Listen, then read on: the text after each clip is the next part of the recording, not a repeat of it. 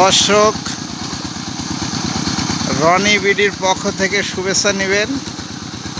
আপনাদের দেখাই, এই যে পাওয়ার টিলার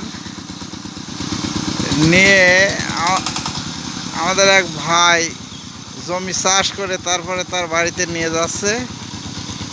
এই যে দেখেন, মাঠ দিয়ে যাওয়ার পরে এখন দেখেন পাওয়ার টিলারটা এই যে বাঁশঝাড়ের ভিতর দিয়ে তার বাসায় নিয়ে যাচ্ছে, কাঁচা রাস্তা দিয়ে, দেখতে পাচ্ছেন।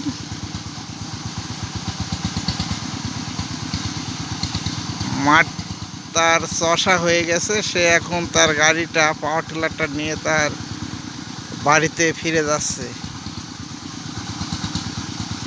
এই দেখেন, আপনাদের দেখাই, এই যে এই মাঠটা, ওই যে আপনাদের একটু জুম করে দেখাই, ওই যে দেখতে পাচ্ছেন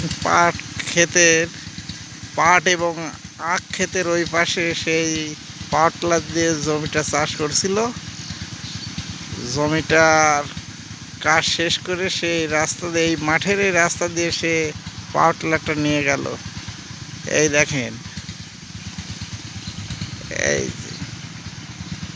এই যে দেখেন, এখন হচ্ছে যে এই যে আমন ধান 51 জাতের ধান লাগাচ্ছে জমিতে।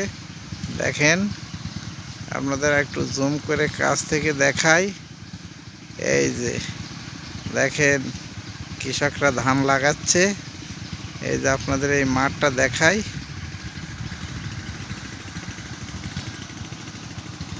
এখনো মাঠে বেশ কিছু জমি বাকি আছে ধান লাগাতে। অনেক জমিতেই অবশ্য লাগানো হয়ে গেছে। পুরো দমে এখনো 10 দিন মতো এই ধান লাগানোর কাজ চলবে। 10 দিন পরে 51 ধান লাগানো সব শেষ হয়ে যাবে আশা করা যায়। তাই আপনাদেরকে দেখালাম। আপনারা